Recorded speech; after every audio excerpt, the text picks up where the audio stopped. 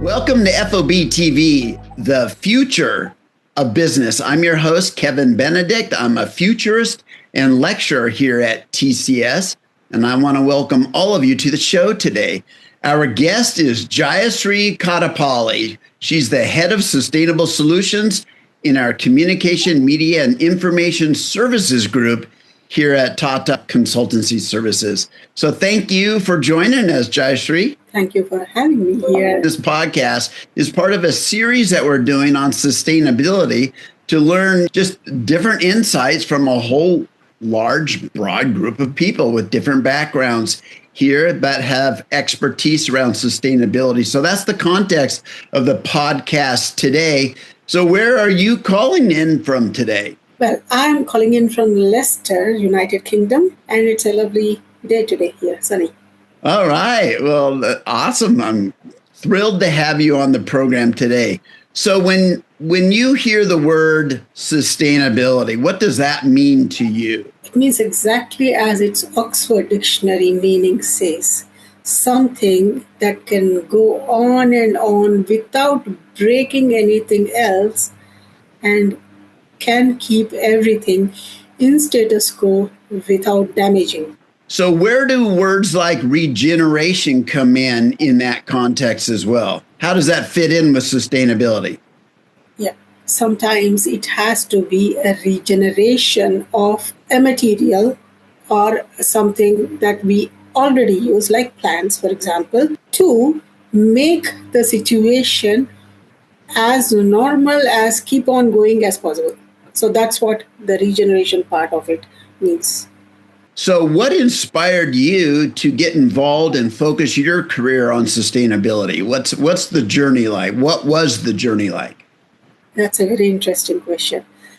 Given the part that I'm a known data, AI, and analytics leader, having brought in one of the biggest, clunkiest tech platform for one of the biggest telecoms in the world, Vodafone. It's very interesting that you asked me what made a technologist like me think of sustainability. It was exactly that same technology, the usage of it, the amount of servers we are using to do traditional and other kinds of AI that made me think of what is this, where is this taking us?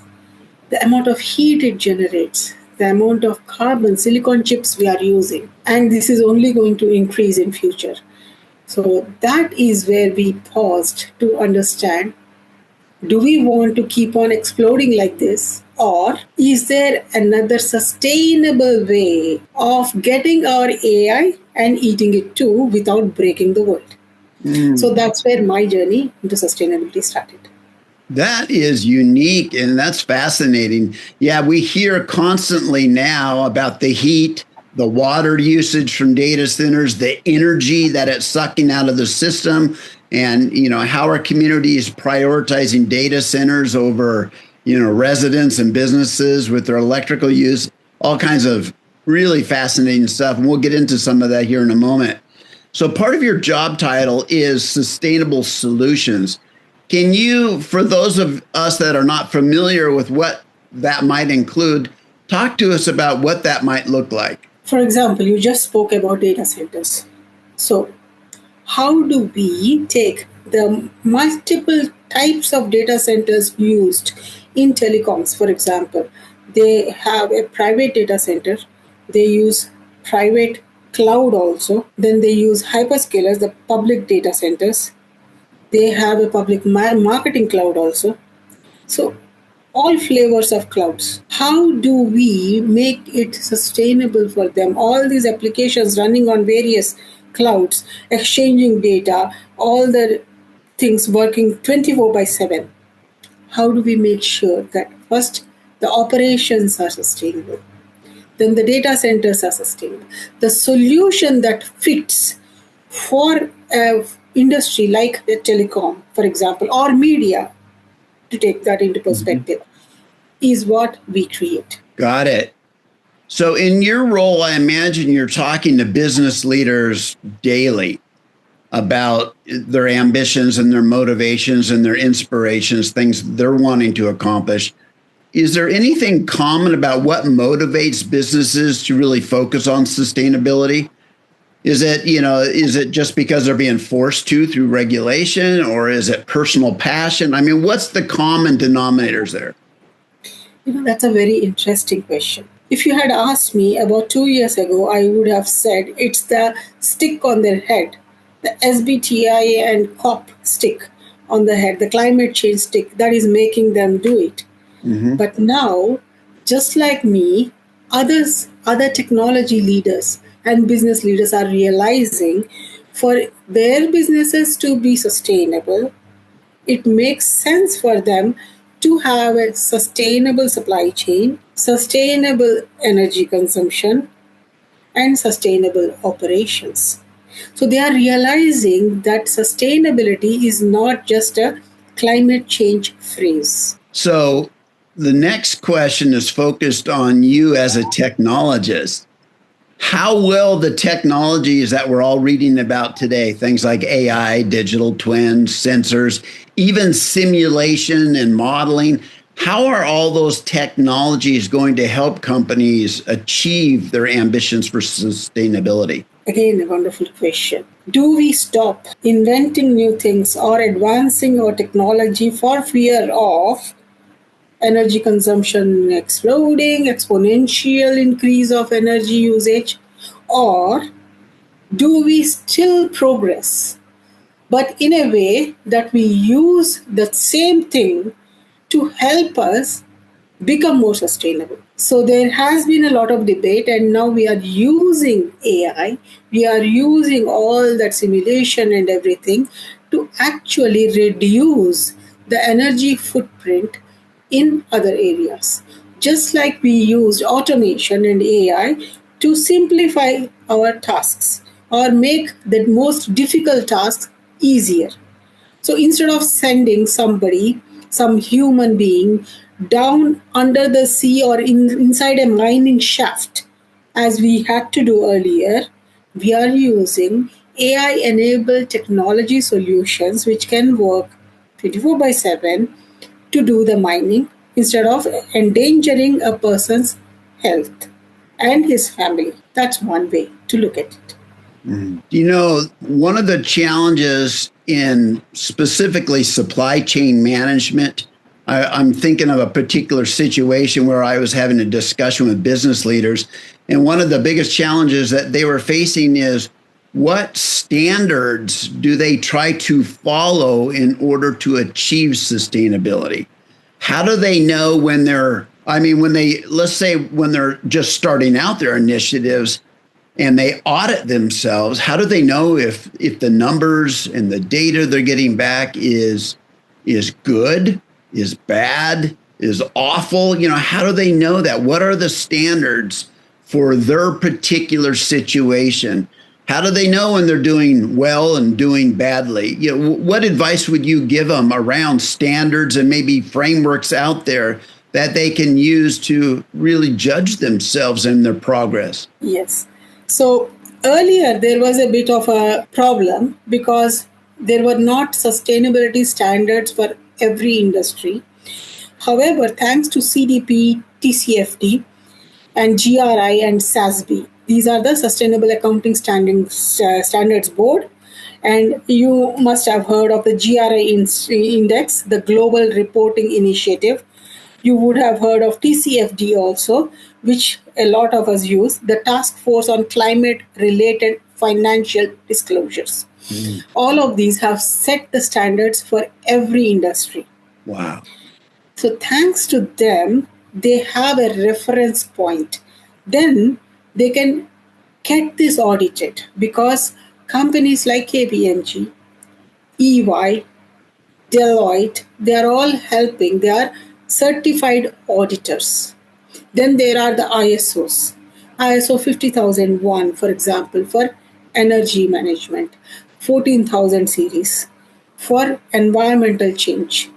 Then even for AI, there is 42,001, which has a framework to measure the AI models that are being developed, or even if you are buying it off the shelf or from OpenAI. Oh, it's terrific to hear because, as we've been taught in business schools and things, you have to be able to measure it to improve it, right? And so that's wonderful that we have those standards out there.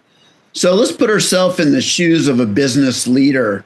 And how can organizations and business leaders actually anticipate the impact of climate risk on their own business? And then how can they prepare for it? What advice would you give a business leader? The first thing is they should be looking at all these indexes and frameworks. Definitely, they would need somebody to interpret it for them. So just as they hire a CTO, nowadays most companies are hiring a CSO, Chief Sustainability Officer, whose one and sole function is to make sure the organization is sustainable and reporting on its activities, disclosures. Now, this goes into every function also. However, on top of this, they need to actually help the CSOs to implant or embed these sustainable practices into every department or every function of the organization. Then and only then can an organization be successful. That is what they can do internally, if that answers your question. So we've been talking about sustainability in this conversation around things like energy usage, but sustainability goes far beyond just energy, doesn't it? I think the United Nations, what do they have? 17 their sustainable development goals, or 17 of them, and they include everything from labor practices to equality, all kinds of different things there.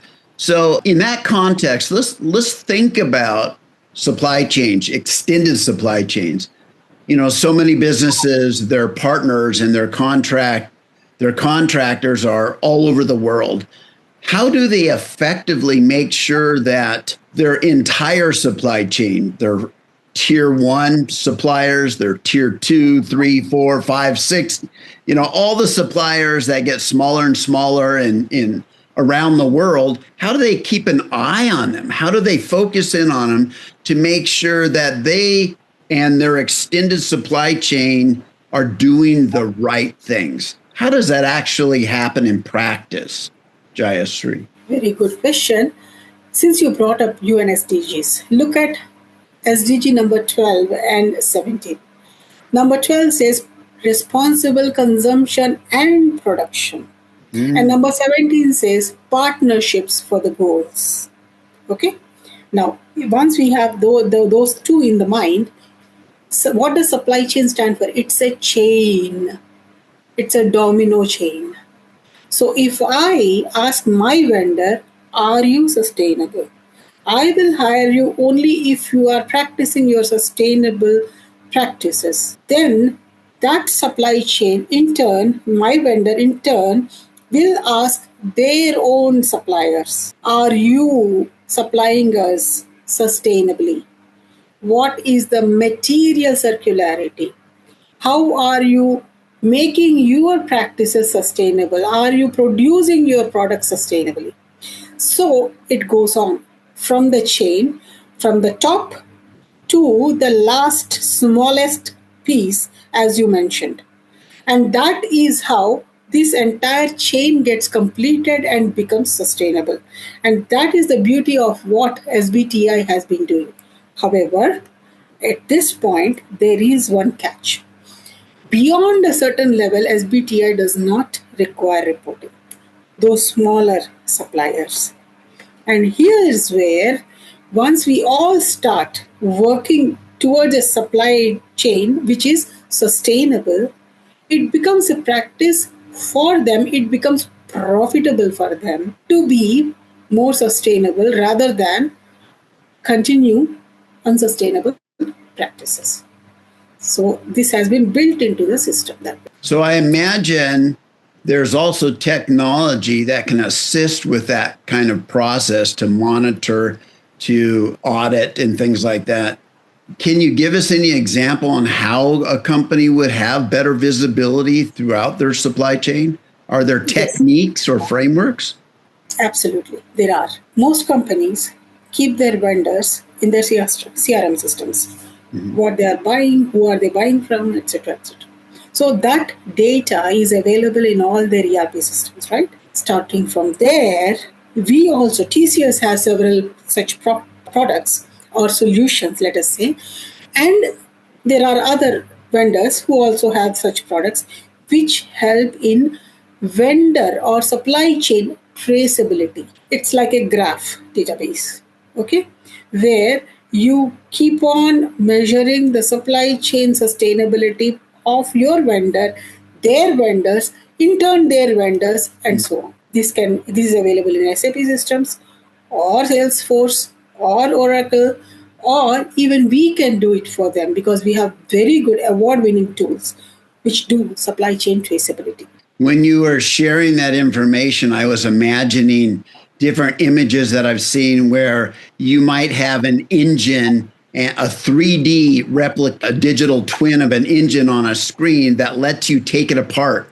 into all its subparts.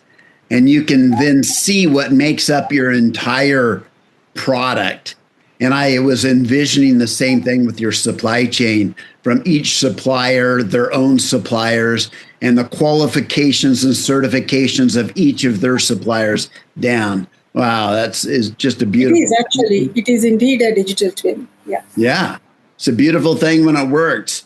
Now, it would be nice if all companies were in the same boat as the Magnificent Seven, where they're just swamped with billions of extra dollars and they're trying to figure out how to invest their money. But in the real world, not a lot of companies are in that same boat. They're struggling to be successful. They're struggling to grow. They're struggling to be sustainable. So let's just talk about that.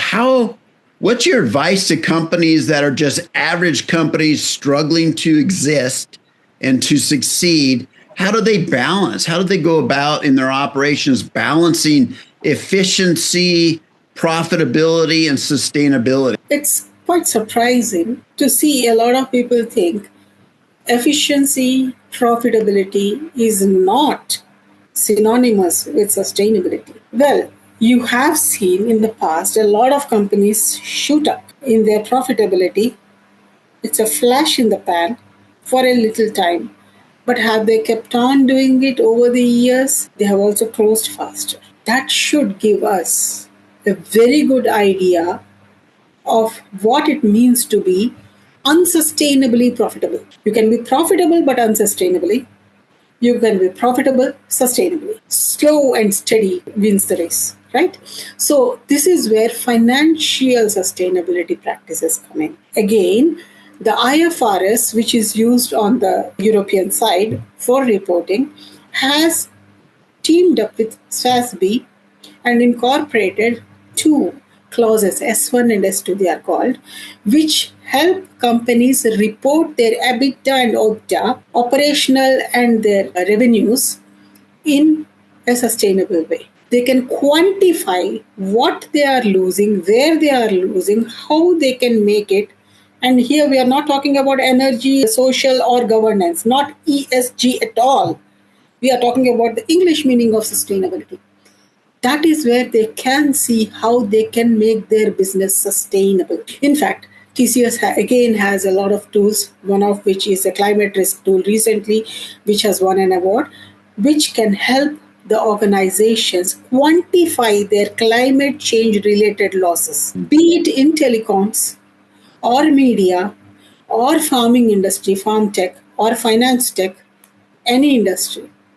It can help them quantify their losses due to unsustainable practices. Interesting. So, in our work here at the Future of Business team in TCS, we share with people that the future is shaped not by one technology or one innovation.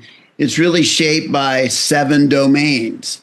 And those are science, technology, societal, geopolitical, economic, philosophical, and environmental. All of these things are shaping the world all at the same time. You can't take one out and say that's changing the world on its own. It's all of these.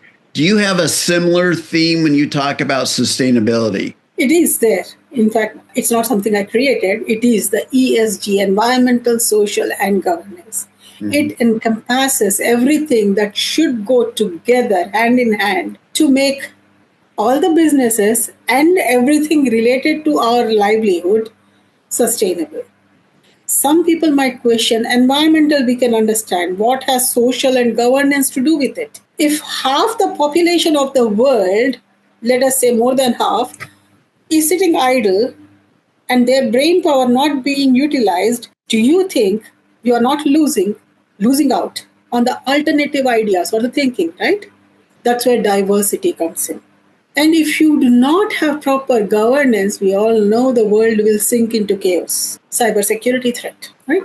So this is where they have beautifully created this framework which has environmental, the pillar of environmental, social, and governance, standing together to bring about complete sustainability. So Jayasree, how does a company and a business leader know when they've won or they're doing the right things, they've achieved what they should? How do they know that? So this is where these frameworks help them set them their own targets. Now, some companies can go aggressive and say we can be very sustainable. We want to be. And some companies, they take small steps. They need not go the whole way. So here is where using these frameworks, they can set their targets, test the waters, year on year, make sure their business is first not breaking because of ESG. They have to make it sustainable somehow, right? Then it's unique for each business. Then within the business, they then themselves can evolve the practices which cause this sustainability to be profitable for them, or their profits. They become sustainable because of these practices. Mm-hmm. So it's that maturity curve that they follow. And that is when they know, when they are making steady progress, they are reducing their consumption, they are reducing their cyber security threats, they are increasing their diverse thinking by increasing diversity. Their governance is properly in place. So these are the metrics. As you said, how do we measure it? These are the metrics. As they are improving, they can be sure, yes, their business is standing on a good foundation. I love that. I love that. So if we could, in our final question here, let's put on our futurist hats and let's look 10 years into the future. How do you anticipate that sustainability and this movement and initiative in our commitment to it, how will it evolve over the next 10 years? It has started out chaotically.